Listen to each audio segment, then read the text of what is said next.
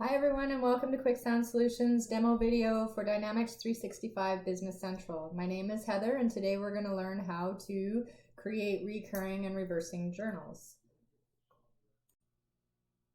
Okay, so we're going to go ahead and we're going to go into our recurring general journals.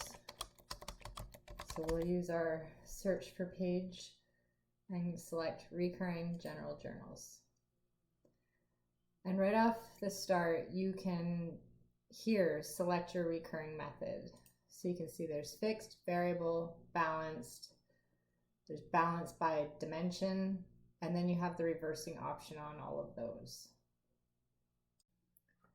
Here I've listed the reoccurring journal methods and the descriptions for each. So fixed, of course, being the same amount every period. Variable is going to be a different amount for each period, and once that's posted, the amount will delete to 0, and you'll have to go in and add the correct amount each period. Balance, the amount on the journal line is allocated among the accounts identified in the allocation window.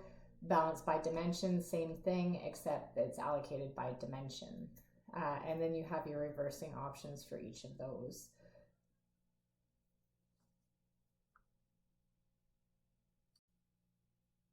Okay, so in our journal, we are going to select the fixed recurring method. It's the very basic one to show, to give you an idea. We're going to talk about recurring frequency. We're going to talk about the document number, and then we'll go and I'll show you the allocation screen. So first and foremost, here we have the recurring frequency.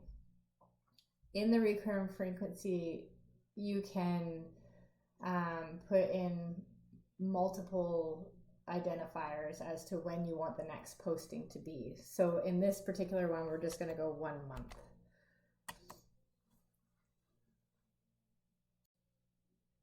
So here you can see multiple different recurring frequencies. You can see that it will take up to 20 alphanumeric characters in Business Central to recognize it. So if you're using 1M and the posting date is June 1st, once the journal is posted, the date will automatically change to July 1st. So you can see 1M equals 1 month. 1M plus CM is 1 month plus the current month. So breaking it down here, you can see C is current, D is day, W week, M month, Q for quarter, and Y for year. And then here's some examples. So you could go WD4, which is the next 4th day of the week, so every Thursday. 10D is 10 days from the date of posting. 2W, 2 weeks from the day of posting from today. So again, we'll use 1M for 1 month in our recurring frequency. We have a posting date of March 1st. The document type is going to be a payment, and we're going to use rent as an example. So here we're going to put in a document number. And there are some variable definitions that, again, I will show you. For now, we'll just put in rent, and we're going to go %4, 2022.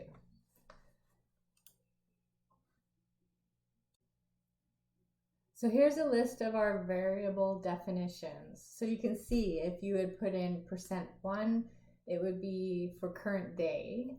%2 would be current week. %3 current month by number. %4 is current month by name, and %5 is current accounting period name. So as you can see, we have our recurring method as fixed, our recurring frequency as 1M, our posting date is March 1st, document type, we are creating a payment, document number, rent, %4, 2022, then the %4 is going to pull the month. We're going to select our vendor. Our vendor is going to be Graphic Design Institute. We're going to pay our rent of $5,000 a month, which I know right now is pretty cheap. And now we're going to go in and we're going to allocate it all to our rent expense. 100% of it is going to the expense. We'll close that. Here you can see an expiration date can be inserted, and if you need it to be. And now we're ready to post. So we'll go ahead and we'll post this. Do you want to post the journal lines? Yes. Journal lines were successfully posted, and you can see here, because it's fixed, the amount did not delete to 0. If it was variable, it would have. And our posting date has now moved to April 1st. So that's the next one that's due. If we take a look at our vendor, whoops.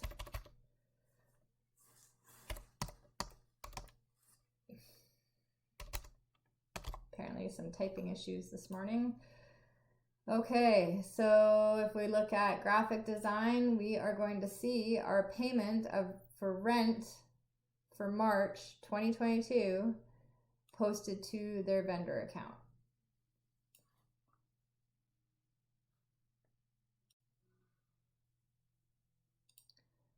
Well, that brings us to the end of our video on recurring journals. Thank you for joining us, and if you want to learn more, visit and subscribe to our YouTube channel for more helpful videos on Dynamics 365 Business Central. You can also visit us at Kwixand.com for more resources and articles around Business Central. Click on the links in the description below for more details. Thanks for watching.